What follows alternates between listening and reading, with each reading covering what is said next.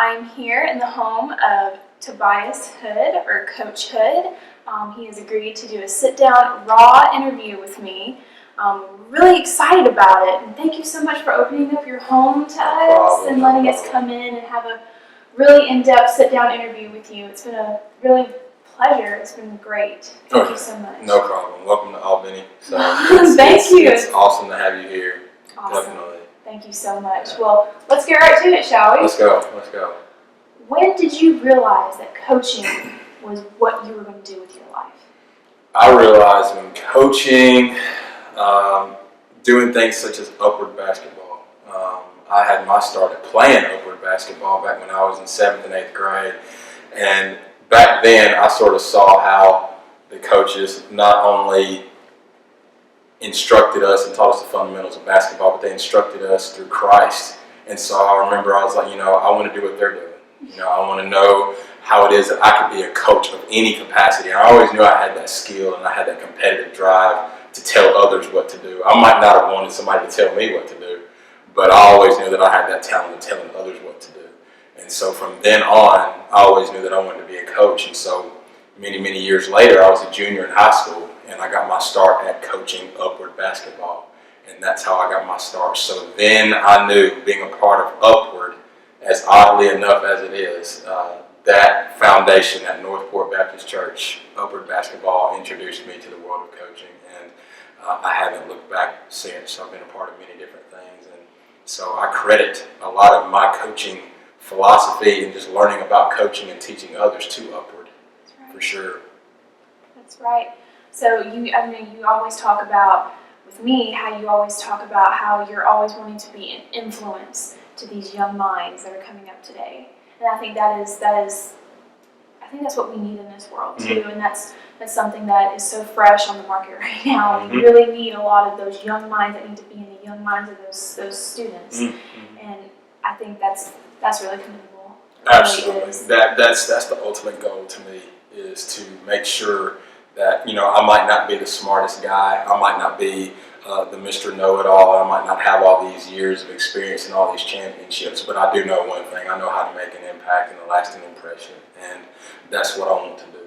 I want to make an impact on the minds of young athletes, young kids, because that's what they are. That's right.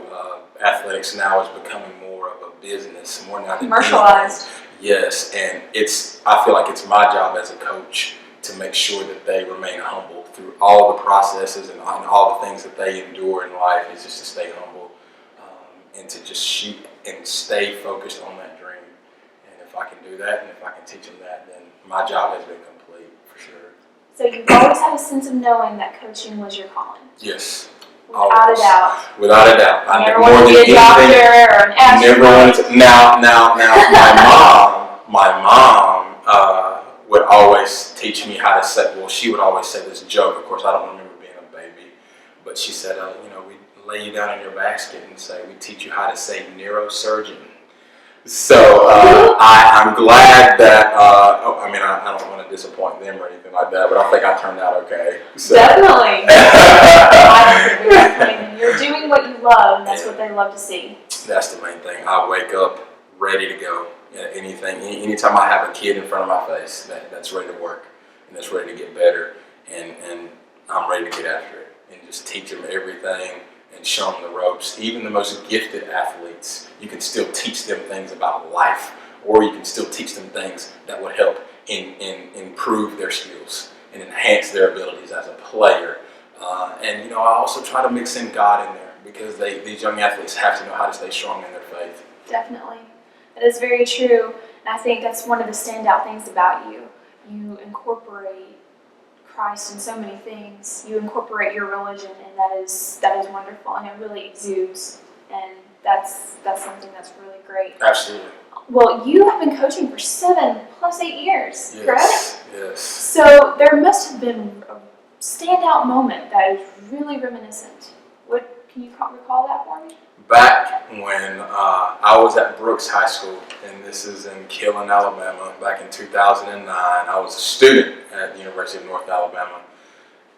Dealing with being a student and coaching is very hard, but I had the pleasure of not only being an assistant coach on the football staff, but also helping with varsity. So during my time there, I came across this kid who was not the best. He was not the best by any means, by any stretch of the imagination, wasn't the most talented, really didn't have the skills of being a starter. He was a contributor in practice, and he was really trying to get better so he could see the field. But there were so many guys, so many kids that were ahead of him. He really didn't get that much playing time that whole season.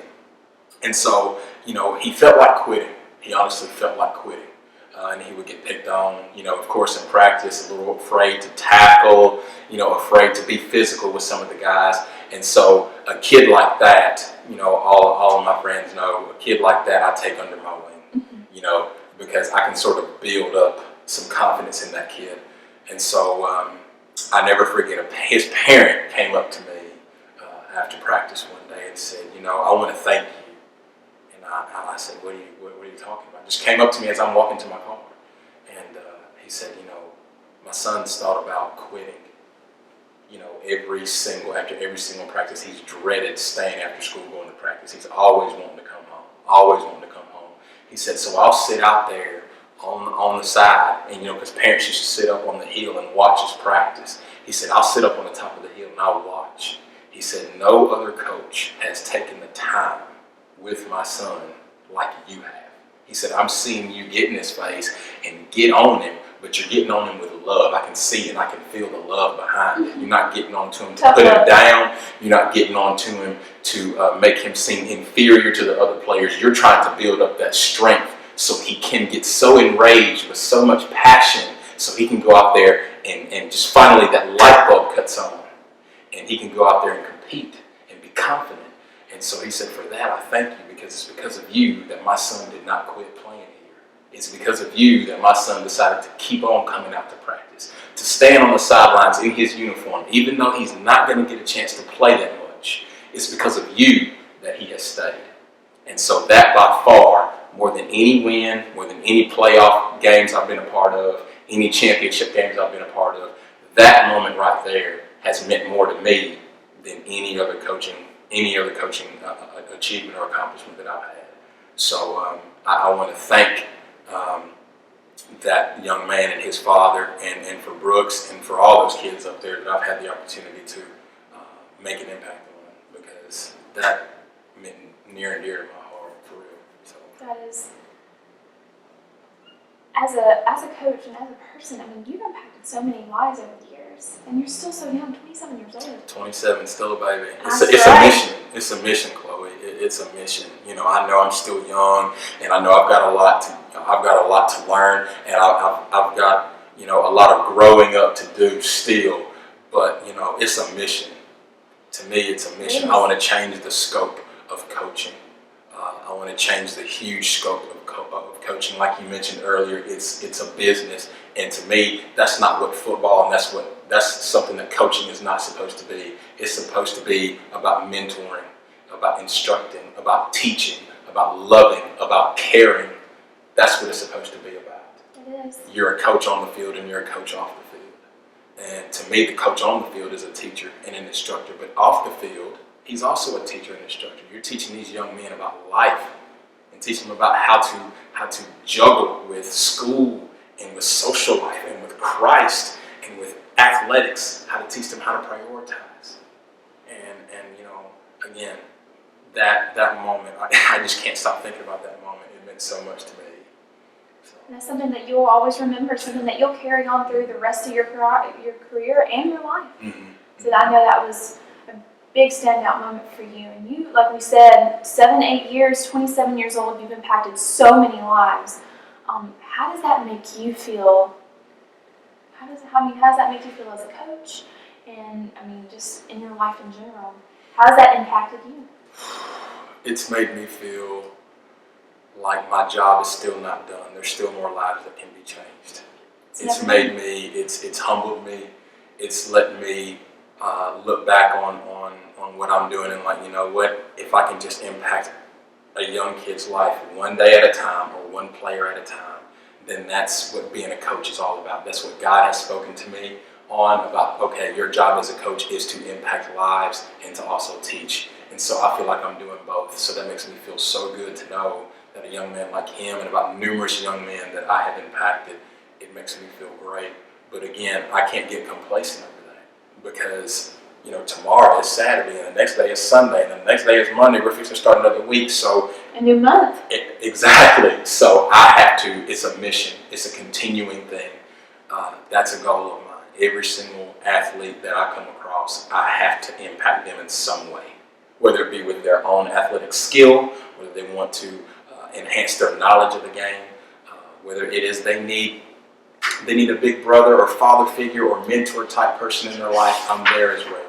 So that to me is what a coach is all about. And it makes me feel great to do that.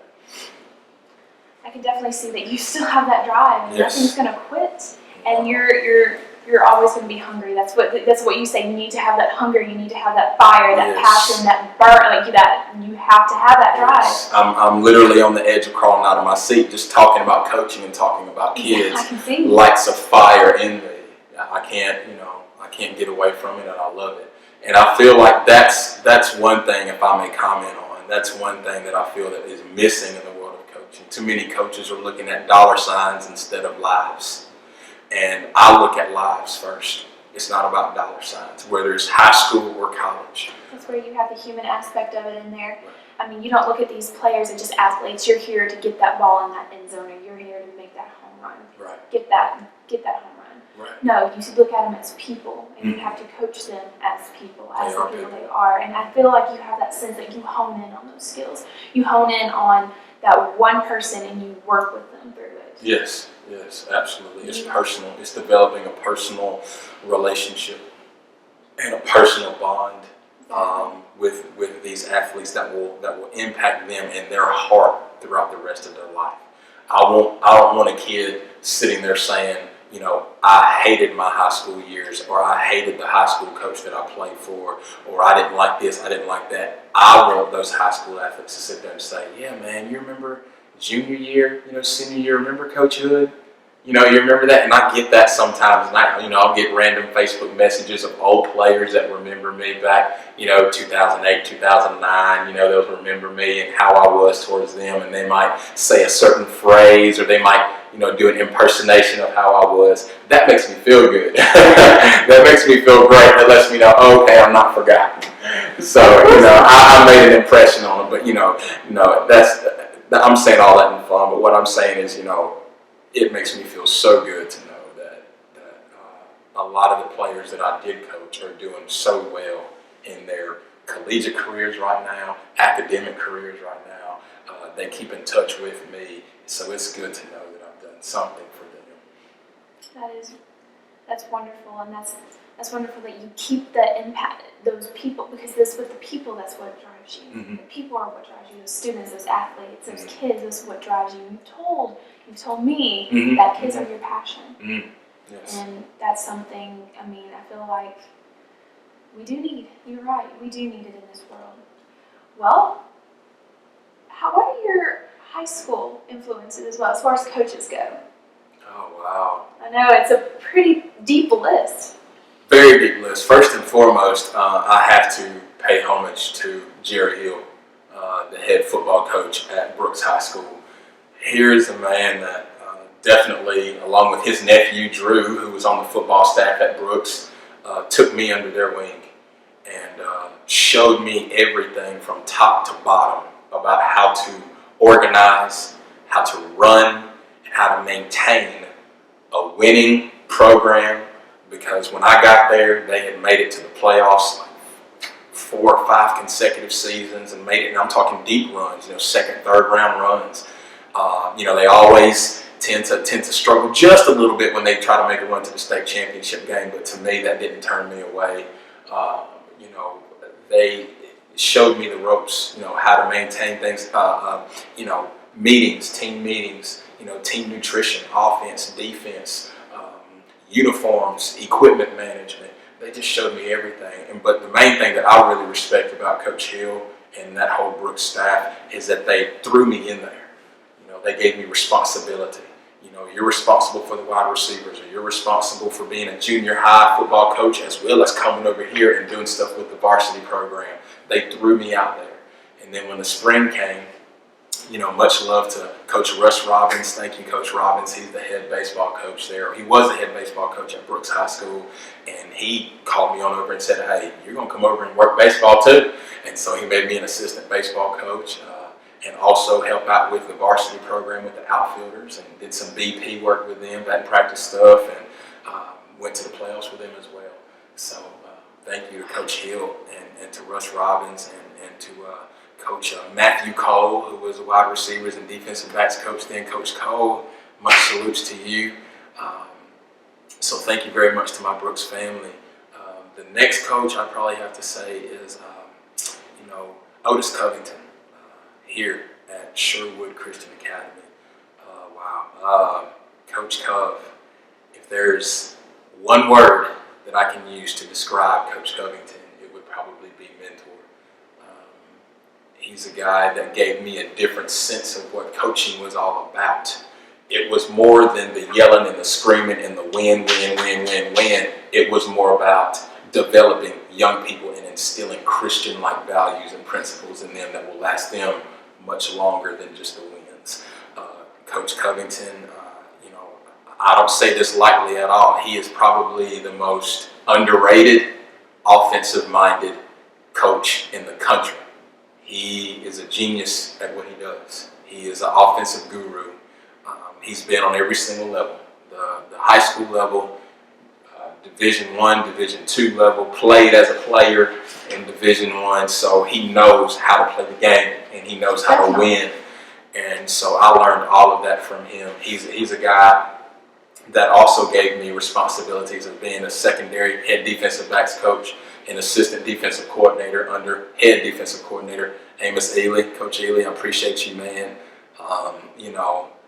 Like I said, they saw something in me and they liked my energy, they liked my enthusiasm, and they wanted that there at their program. They wanted it at Sherwood. And so when I got to Sherwood, it was, oh my gosh, I smelled blood. I knew I could change these kids, and I knew I could provide some energy and enthusiasm and some passion into that locker room, and I did. And it definitely, it shed off on them. So, do you think that you could build a dynasty, maybe at a college somewhere? And along with that, what are some of your college influences? Oh, wow. Do I feel like I can build? A dynasty takes time. Anything great takes time. And what you're talking about is you're talking dynasty talk, and that's really endearing for someone your age and someone that's really been so delved into this career and this lifestyle. I mean, that's dynasty talk. Like that's. Yeah, and building a dynasty. Basically, what you're telling me is, do I want to build something that's unstoppable? And that's yes. I want to build something that cannot be duplicated. I want to build something that cannot be stopped. I want to build something that's so strong that not even the media, not even boosters, not even anything like that can break what we're doing. I'm an Alabama fan. I like what Coach Saban is doing. But that's my motivational factor. I want to be better than Coach Saban. I want to be better than Coach Saban. I want to be better than a Pete Carroll when he was at USC. I want to be better than a Joe Paterno. I want to be better. I want to be one of the best coaches to ever do it. And if it's at the high school level, I can do the same thing. And I'm glad you mentioned that because that ties into another one of my coaching influences, and that is Russ Probst, who used to be the head football coach at Hoover High School. And now he's 30 minutes basically away from us down in Colquitt County, and he's building that program into a dynasty. Look, you can say whatever it is you want to say about that guy as far as his actions off the field. But on the field, he's a winner. And I've been to his coaching clinics back in the early 2000s, the late 2000s, when I was still in high school, his 2008 Nike camp, 2007, 2008, and I went, and it was amazing. That guy's a winner as well. So again, building a dynasty is something that I've always dreamed. I'm just looking for that big break and for that big opportunity, and I know it's coming. College influences, first and foremost, for some reason I've always drawn comparisons to James Franklin. James Franklin, who used to be the head football coach at Vanderbilt, now he's at Penn State, which is a very nice gig for him. Coach Cove used to always compare me. He said, "You look like James." He said, "You're just like James Franklin." And I never saw that, but the more and more I watched college football, and the more I saw his interviews, I'm like, yeah, I do have somewhat of that attitude. I have some of that passion. I have some of that fire. So, much love to Coach Franklin, and he's definitely a guy that I look up to and that I study. I study him a lot. I pull him up on my iPad a lot, and I watch his interviews, I watch his practices, and I study what they do. Another influence of mine is Will Muschamp down at the University of Florida. As far as mannerisms and as far as attitude and as far as how I act on the sideline, anybody can tell you I'm a Will Muschamp all day long. I'll be humble and calm on first down, and second down I'll be right in your face blowing you up. I'm just real. I'm real passionate, really enthusiastic, and I want my players to do it right. So I'm really fiery. I have that fiery edge to me. Another mentor that I really look up to, an influence that I look up to, is Charlie Strong in Texas. Charlie Strong, here's a guy that took a Louisville program and won at Louisville. Here's a guy who was also at the University of Florida and was a very successful defensive coordinator. I think he's the most underrated head coach in the country, if you ask me, and I feel like he will turn some heads at Texas. I feel like the Longhorns will definitely be a title contender within the next 2 to 3 years. They're already showing a great increase. Absolutely. I mean, with these drills that he's doing with those players, yes. Oh my goodness! I mean, look out! Absolutely. Seriously. Yeah. But it's funny that you touch on Charlie Strong, because you've told me that a former player has actually compared you to Charlie Strong. Now, how has that impacted you? And I posted that on Facebook. Yeah. I saw it. Yeah. It was, and I had to write down the message in the text that he sent me, because it was that heartwarming for me to receive that. For him to sit there and say, Coach Hood, I see you doing the same thing that Coach Strong is doing. You're out there running those drills with those players. You're out there, participating in drills. You're just out there high-fiving them, chest bumping, doing everything with them. It was so humbling for him to say that, because he was like, you did the same thing with us. He said you didn't stand still. You participated in the DB drills with us. You hit with us, even though you didn't have pads on. You would still wrap up on us and tackle us. I mean, it was just humbling for him to, first of all, remember me like that, because I have a lot of people's phone numbers in my phone, and some of them are players that I hadn't talked to in years. And for him to text me and just send me that long description and that long text and that picture behind it, that brought me to tears, because I've never been compared, especially by a player. For him to come up or text me and say that, I've never had that before. So, I'm very thankful of that. And again, he was right. That is a guy that I really do mimic and try to grab things from is Coach Strong. So. I can definitely see where the similarities are. Mm-hmm. Mm-hmm. That is definitely, I know it was an honor for you to be compared to him and his caliber. Mm-hmm. So, and speaking of that, let's get into more of who is the man behind the coach. I've asked you so many questions about what is your coaching, like how do you get into it, what is that mentality. Now let's kind of scale back and let's talk about the man. Let's talk about you. How about it? All right, let's get into it. How about it? You've told me that there are several influences and mentors in your life that have guided you through. Would you like to tell me about them? Sure. First and foremost, God. I've grown closer with God over the past few years. I honestly have. And recently, within the last year, I've grown really, really closely with God and with my faith and with my walk with Him. And I firmly, to this day, believe that if it wasn't for Him, that I would not have been involved and I would not have gotten the opportunities that I've gotten. So I'm very thankful to God for sure. My second mentor would probably be my mother, because my mom is someone that she's definitely my hero.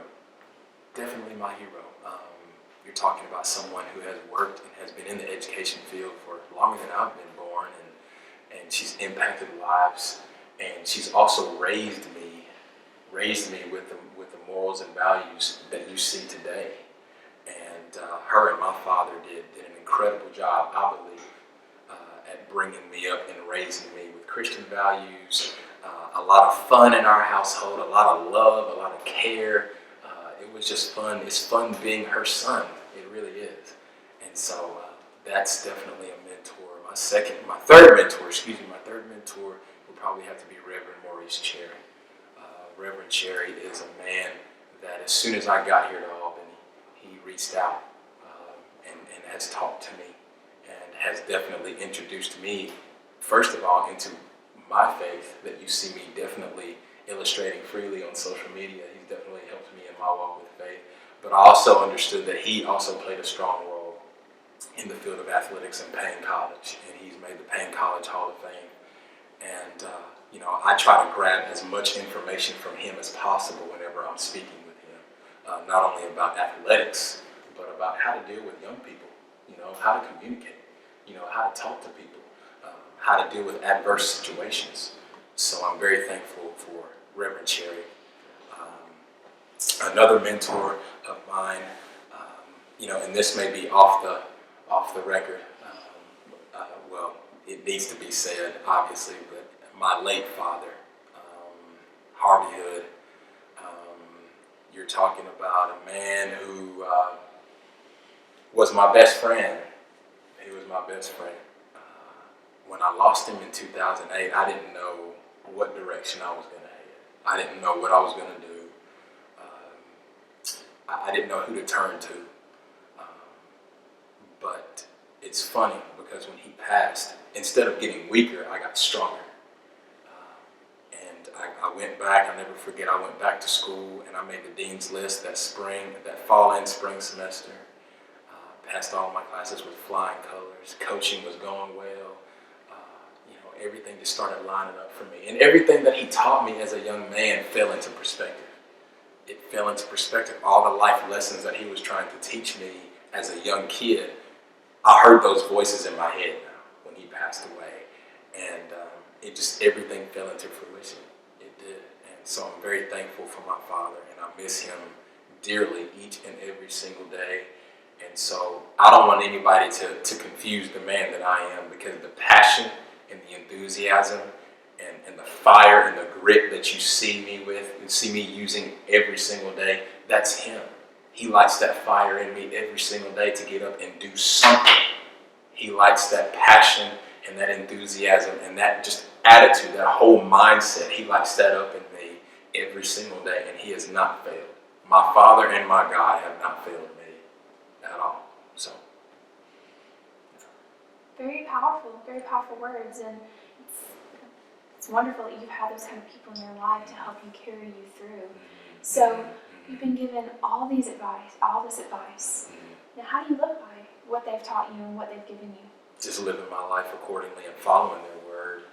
I follow that advice. It's sort of like it's the golden rule or the book of how to be, because it's all advice that has worked for them, and since they've been around, they've lived life. Like Reverend Cherry's been around 70 plus years. My mom's been around, years and been through many different things. It's good that I can get and seek advice from people who have done the things that I've done, or been through tough roads, or been through struggles that I've been through. And usually 9 times out of 10, when you really get advice from people like that, you should take it and you should live by it. Right. And so I'm very trusting, and I confide in them. And so far, every single bit of advice that they've given me has helped. It has helped me 100%. That's wonderful. And I bet... So I would just say, just live by it. Just live by the advice. Yeah. Yep. And I bet that has come in handy with the obstacles that you have come. Sure. That have come to pass. Sure. Are there places that are hard to look back on? Yeah.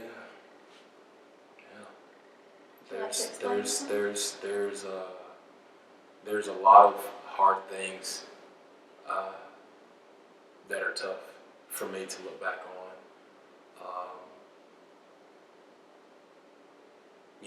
My dad's death very hard for me to look back on. The loss of my sister, the only sister figure that I've ever had in my life, Anna Gordon, passed away back in May of 2011. It's very hard for me to look back on that because Anna and I and her sister Tori, we lived by each other. We did everything together. And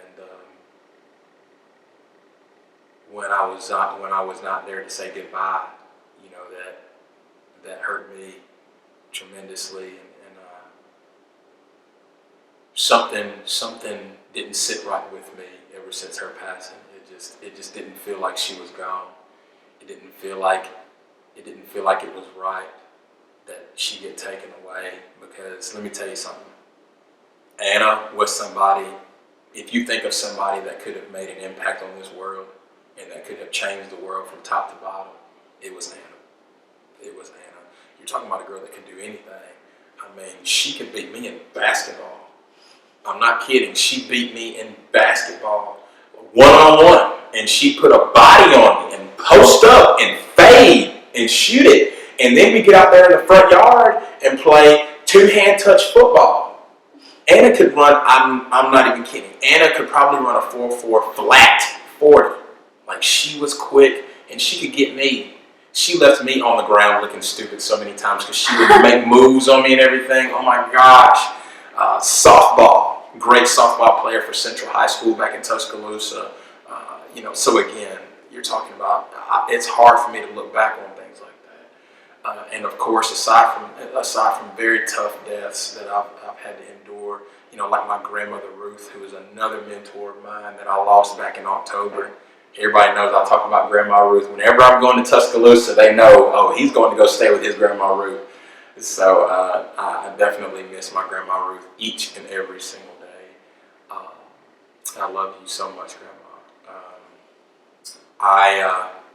There's obstacles that I've endured that I have not been so proud of.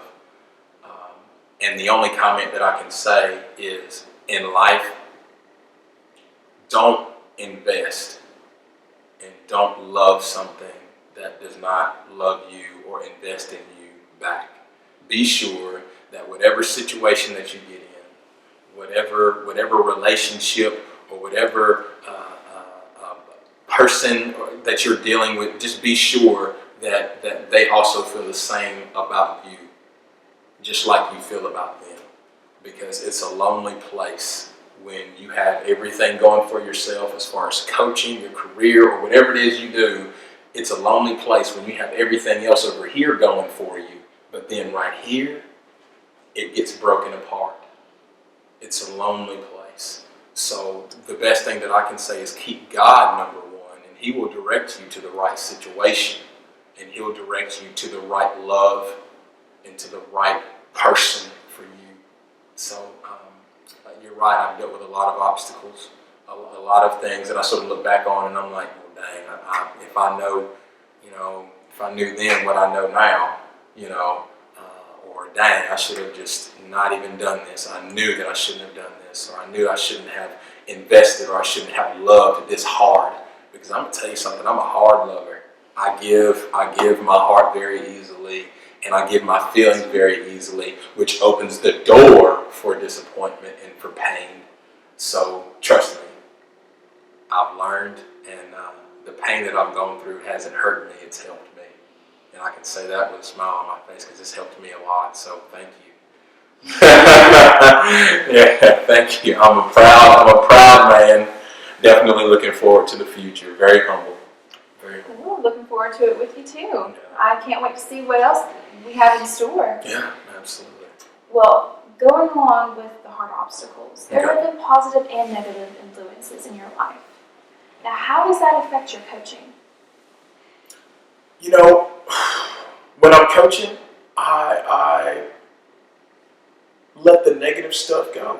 Mm-hmm. I don't ever let that carry over into my profession. I never want to bring negative energy into what I do.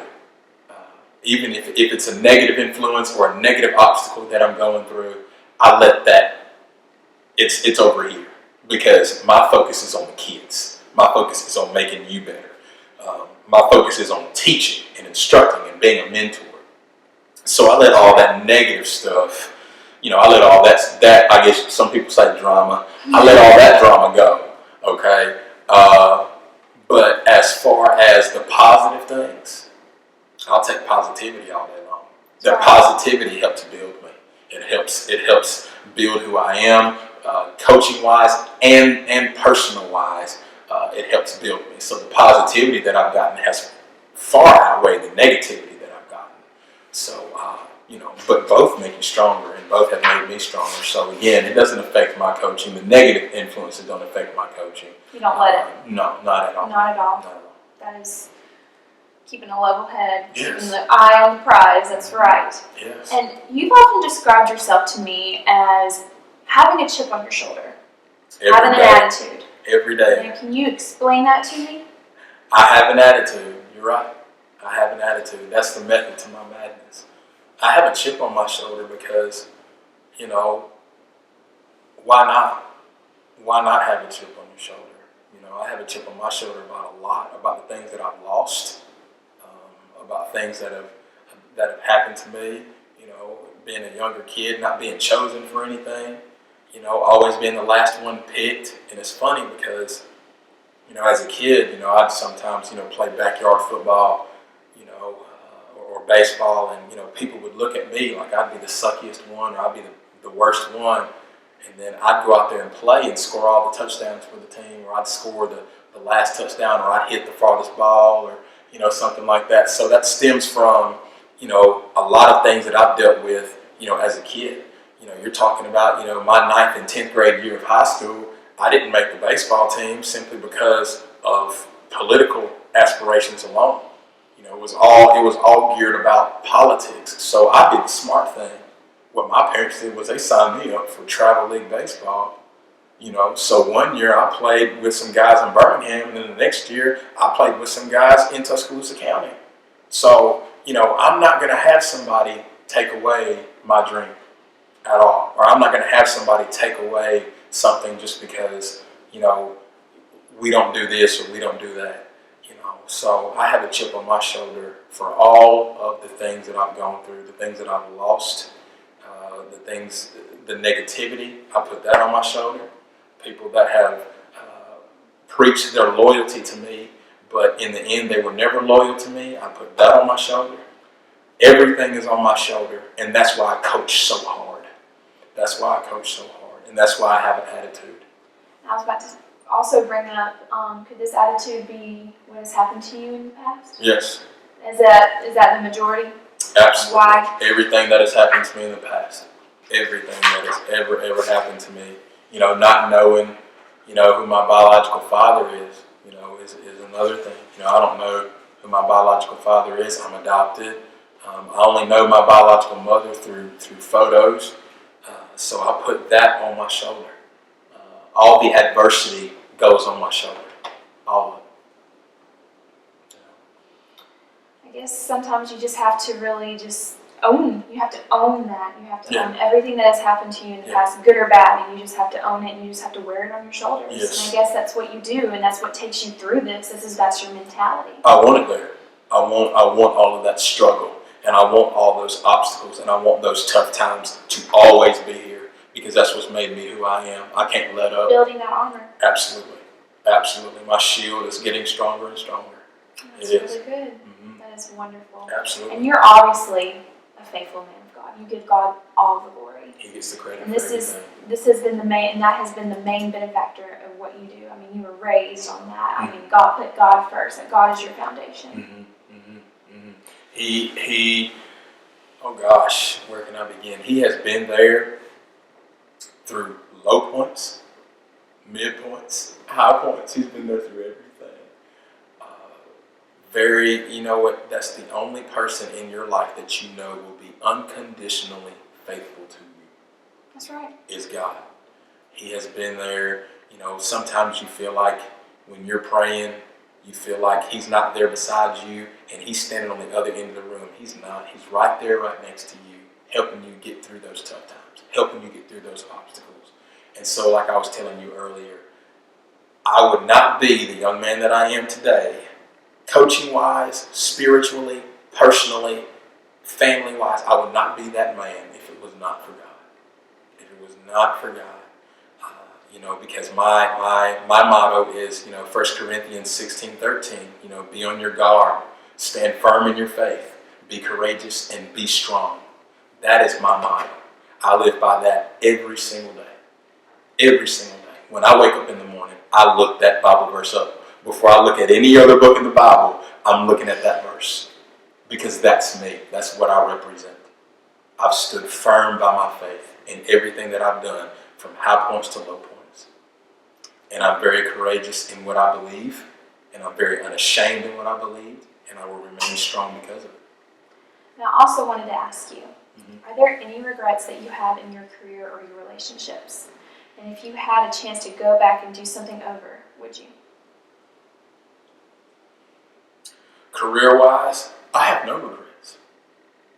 Career-wise, I have no regrets. Every single place that I have been, I have enjoyed. I have enjoyed so much, and I've learned so much from those places where I've been. I have no regrets from whether it be from working with the coaches, whether the players, the communities that I was in. I have no regrets at all, and it's a journey, and it's been a beautiful journey, and I'm ready for the next stop. As far as relationships, getting a little personal on me. Yeah, we're digging. This is what we do. We're digging in. I guess you're trying to start no. But,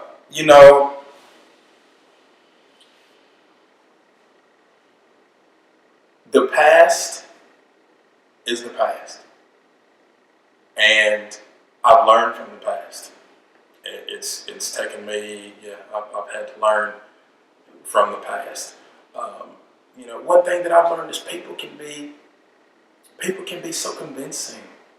They can be so convincing. You actually feel like, they're feeling you, and you actually, believe. You believe that they love you, and you believe that they're there, but they're not. They're partially there. And like I said, it goes back to God.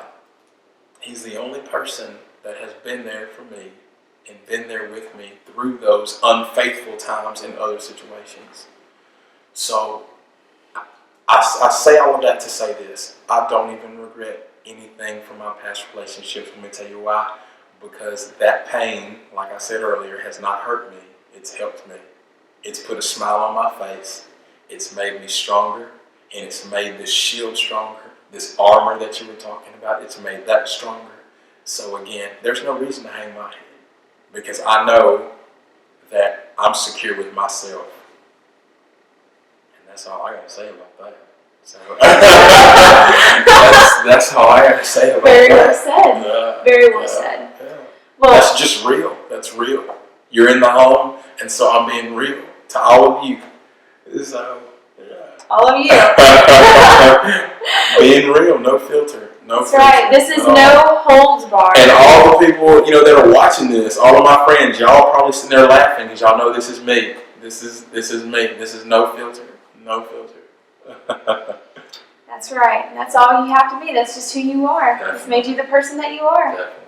Well, I'm going to switch back to the coaching side. So All right. Take me into the mind of Coach Hood. What do you do before a big game? Woo!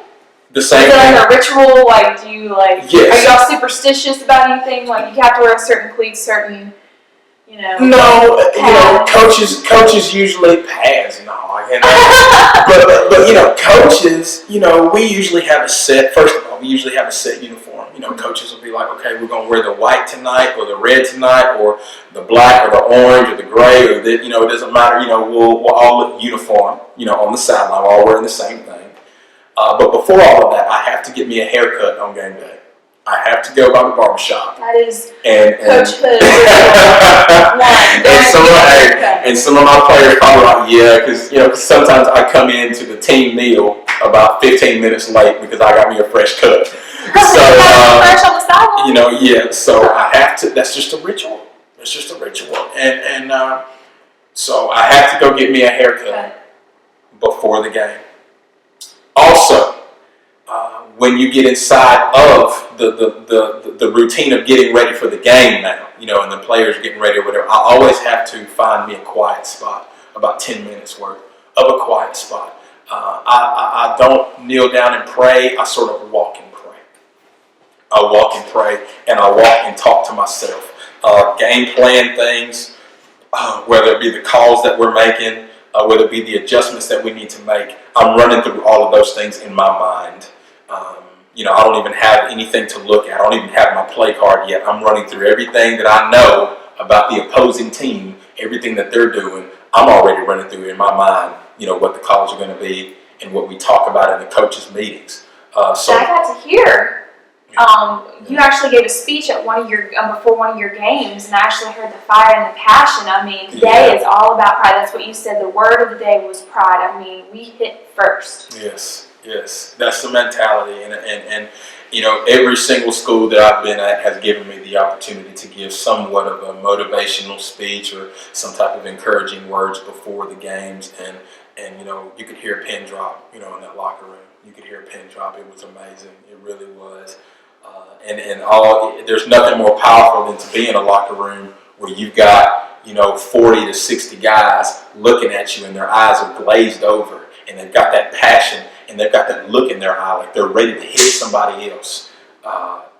There's nothing more powerful than to see that look, that ready look on the eyes, on the faces of those players. So, what do you do to get the players pumped up? Because, I mean, you're usually already pumped. Well, you forgot about the ritual. I got to finish the ritual part. Oh, I'm sorry. Oh, my goodness. Because you already got all these rituals and you already have, you're just pumped. You're just ready to go all the time. Well, and this is just the end. This is the last part of the ritual. But the other part of the ritual is... especially here at Sherwood, and I did some of this back at my schools in North Alabama. Was I got my wrist taped.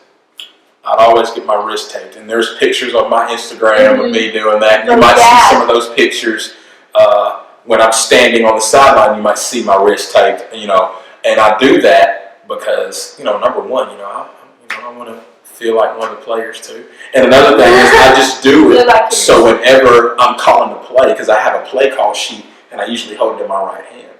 So all I have to do is just look up and see Dad, or look up and see Grandma Ruth, or right there on my wrist, and know that they're always with me. So I do that all the time. I have to get both my wrists taped. Sometimes I'll have Dad right here, Mom right here, but 9 times out of 10 this past season, I've had my dad right here. And then I'll have 1 Corinthians 16 through 13 right up here. And then right here, I got 2 names. I got a name on the bottom of my wrist, a name on the top. Right here is my Grandma Ruth. And then on the top is my mom, Ruthie. And I'll put both of them right there on that wrist. And I'll put my dad and my favorite Bible verse on this wrist. And it's crazy because our trainer at Sherwood, he would automatically know when I was going to come to him, because we'd get dressed and players would be in the locker room getting hydrated and stuff, ready to play, and he's done taping up and getting all the other players ready, and he'll see that look in my eye, and I'm like, and he's like, oh, okay, yeah. So then he gets his tape out, and he gets the Sharpie pen out, he's ready. He's like, here you go. And which, matter of fact, I still got one of the Sharpie pens I got to return. But you don't return your Sharpie pen. But it's it just tapes my wrist for me, and I'll just write it down on there, and I have it with me everywhere, and I'll kiss both wrists, and I'm ready to go. So that's the ritual. That's awesome. The ritual. Well, now get into how you get the players pumped. Okay.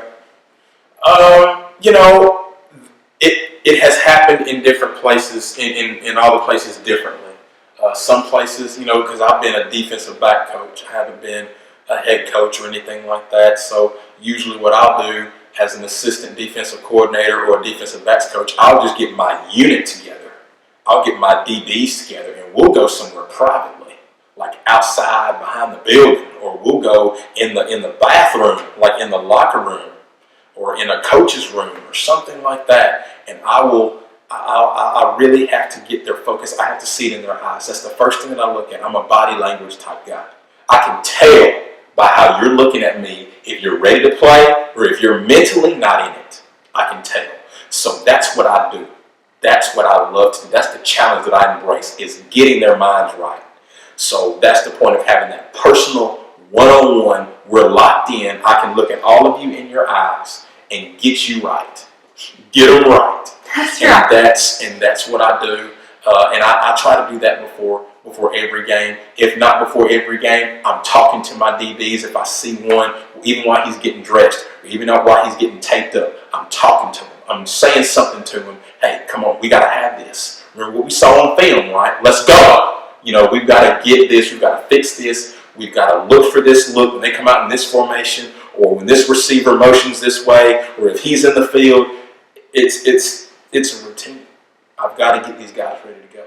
So as you can see, I can get going and going. You can. So, that fire. So it's that pride that you've always talked about. I mean, you practice what you preach, and that's what you want to instill in these kids. That's definitely something that we need. It's consistency. Exactly, and that's what we're lacking. It's consistency, and that's really good. That is very, very good. So you have a restless spirit. Let's be honest, you're unsettled. Very restless. What? I get people always talking to me and texting me talking about, I see you tweeting at 2 or 3 o'clock in the morning, you need to get some sleep. So, yeah. And you're always strategizing about your next move. What is going through your mind? And like you said, what is keeping you up at night? That dream. Building your kingdom? Talk about the kingdom. That dream is the dream. It's that dream and that desire to be the absolute best to ever do it. To be the best to ever do it. And that's my mindset. That's something that can't and will not be taken away from me, is my dream. My dream and my smile. Those are 2 things that will not be taken away from me. And God holds my dream. So I know that ain't going to be taken away from me. So that's why I stay up so late at night. Because I'm dreaming and I'm organizing my thoughts in my head about, okay, what can I do to change the life of this young man? Or what plays can I study on my whiteboard tonight? Because I have a dry erase board in my room. What plays can I draw up and study tonight?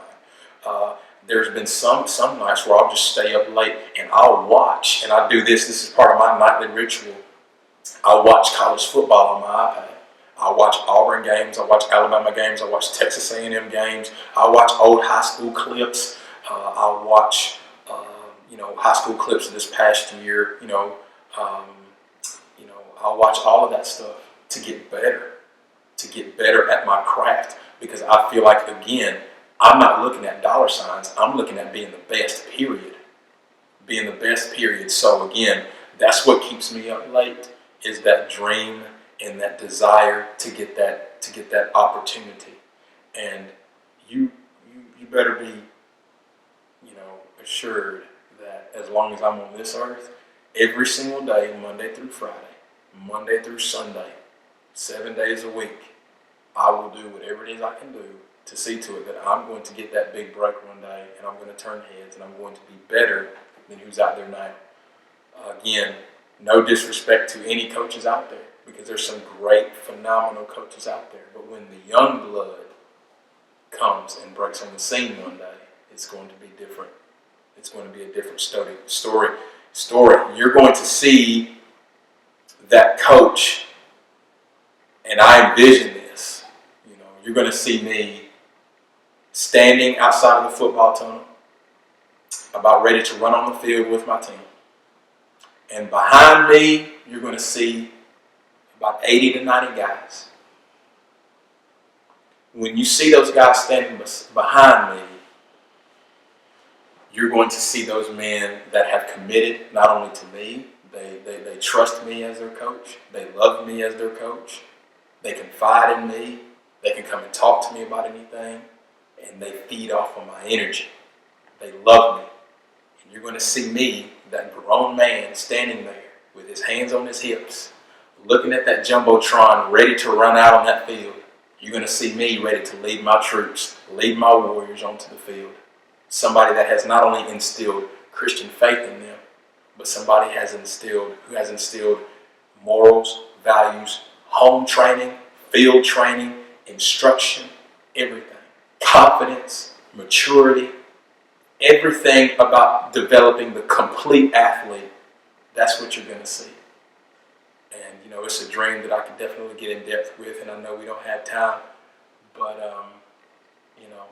that's what keeps me up, is thoughts like that, leading my troops onto the field and having that athletic director sign me to a major contract and trusting me with their young men, trusting me with being the leader of their program, whether it be on the high school level, whether it be on the college level.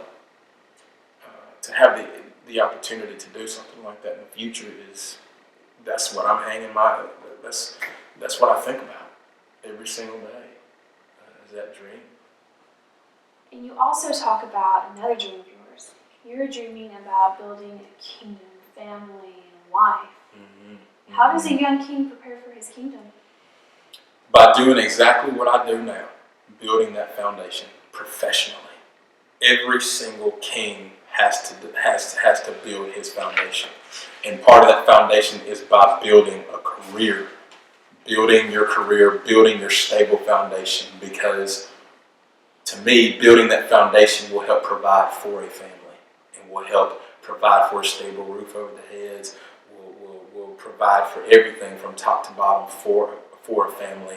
And when you tie in and you bring in a woman who has been working on her kingdom and has been developing her foundation, and then you add, and then you build on that, so both of you are really, really excelling at your careers. When you build on that, and then you add children to the mix, and now you've got the mommy and the daddy, and you've got the children, and so they're learning how to develop and how to grow their own kingdom.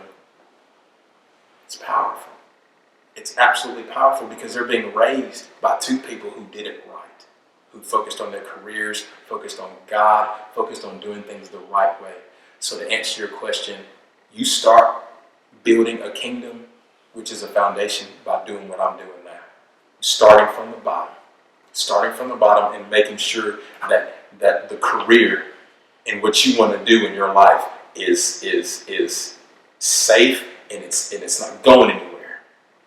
And you develop that and you work it and you get yourself out there and you make a little bit of money and you make a little bit of career moves and everything like that. And then when something special comes along the way and that person's doing the same thing you're doing, trying to elevate their career, trying to grow their foundation, the kingdom is there. Kingdom is going to be there. It's going to be there.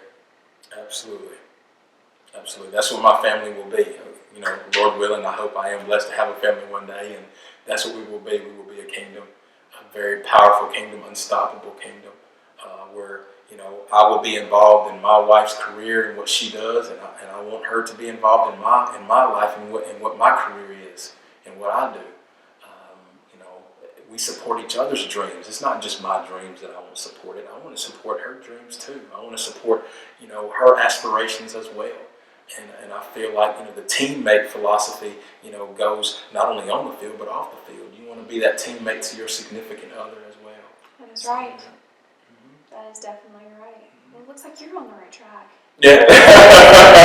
It really does. It's wonderful. It's really good. And is there a piece of advice you would give to coaches that you have this, like upcoming coaches? You've been there. You have described to me, like, you've known from the moment you went to Upward that was for you. Mm-hmm. Mm-hmm. What would you give to upcoming coaches? What advice would you give to them? First of all, don't let anything, don't let nothing, nobody, nothing deter you or stir you from your dream. Second of all, stay firm to what you believe. Stay firm to your philosophy. If you have a set idea, or if you have set goals, especially for you football guys, out there that have those dreams of being coaches. If you have your own philosophy, if you have your ideas offensively, defensively, stick to them. If you're a softball coach, gymnastics, it doesn't matter. If you have your beliefs and what you want to do, stick to those things. But also be open. Be open to growing. Be open to learning from other coaches. Be open to learning from your instructors and your professors and your family. to strengthen those philosophical ideas. Okay, so that's what I would first of all say. Second of all, I would say, don't let go of your dream. Don't let go of your dream. It's a dream. There's millions, and I do say millions, there's probably millions of people out there in their young 20s, late teens, that have dreams and aspirations of being a professional athlete, of being a professional or collegiate or high school coach. So what I would say to them is, again, don't let go of that dream. Don't let go of that dream. Do whatever it takes to be successful. Spend long hours watching video. Spend long hours charting plays or writing out practice plans, or learning how to organize practices, learning about various types of equipment, studying different coaches. Reach out to people as well. Get involved in your community. Rec league. I did a lot of recreational league coaching as well. So you learn a lot about your skills as a coach on many different levels before you decide to choose high school and college. So again, that's the advice that I would give. Don't let anything change what you want to do, and stand firm to what you do and what you want to do. And you actually have a big announcement to share with us, don't you? What big announcement? Oh, I don't know. Well, Someone's going to... I'm coming back home. I'm coming back to, and when I say home, I mean home number 2. I'm coming back up to Florence, Alabama. Very excited about the opportunity to come back to, like I said, that's the place that made me. That's right. Let's not fool anybody. That's the place, that's the community that made me. And so if I do have a second, I would like to thank a lot of people right now. I'd love to thank so many of those coaches up there, from the John Thompsons, to the Brett Bowlings, Shelby Waddell, to B.J. Taylor, Jerry Hill, Russ Robbins, Rusty Merckx, Caleb Graham, Drew Phillips.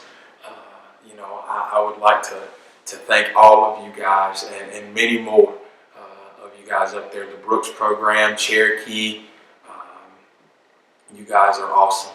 And the opportunities that are definitely coming in the future, I'm looking forward to that. So there's some things in the works right now as far as where I can end up coaching and helping out, and I'm looking forward to that opportunity or those opportunities, and I hope and pray that they do work out. But needless to say, I am coming back up to Florence, and he's coming back, or I'm coming back. Should I say that? That's all right. I'm coming back. So, and when I'm coming back is I feel like it's the right time for me to come back, because this is a place where my father dropped me off to be a student many, many years ago, and he said, make us proud. And I feel like my dad's spirit is up in Florence because he brought me up there. He did. And not only did he bring me up there, but I found out that he passed away while I was up there too. So I feel connected, and I easily connect with the community up there. Florence has been so good to me, across the board, so many people.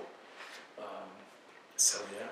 So we can expect big things from you, can we, Coach Hood? Very big things. Very big things. I'm not going to let up. I'm not going to let up. Like I said, the chips on my shoulder. As long as there's food on my plate, I'm going to eat it. And there's definitely big things ahead. But also, my faith and God directs me to those big things. He gives me the strength to make those things big. And He gives me the strength and the wisdom and the guidance to make those things successful. So I look forward, to anything big or just anything period to happen. I look forward to it, and I'll make the best out of it. And I can tell you that you have a following, and we cannot wait to see your next move. Oh yeah, I'm very humbled by my following, definitely. Whether it be Twitter, Facebook, Instagram. Shout out to everybody, all of you guys that show me nothing but love, on a daily, weekly, nightly, whatever basis. I definitely appreciate that. The inbox messages as well that I get, as far as, my status as being very motivating and very inspirational. I'm very, very humbled by that love and by that support. You guys don't understand. It's just something that calls me to do that every single morning. it's more than inspiring myself. It's about inspiring everybody around me. So if there's something, that I've said or that I have, posted on Facebook that grabs you, I appreciate that. I appreciate you for acknowledging that. So shout out to all of you guys. Well, thank you so much. This has been Absolutely. a wonderful sit down Yeah, with you. yeah, This yeah, was yeah. raw and intense. This was Yeah. a no holds barred interview, and I cannot thank you enough. Thank you so Thank you much. very much. I appreciate it, Claudia. Well, you're very Thank welcome. You. Absolutely. Thank you Appreciate so it. much.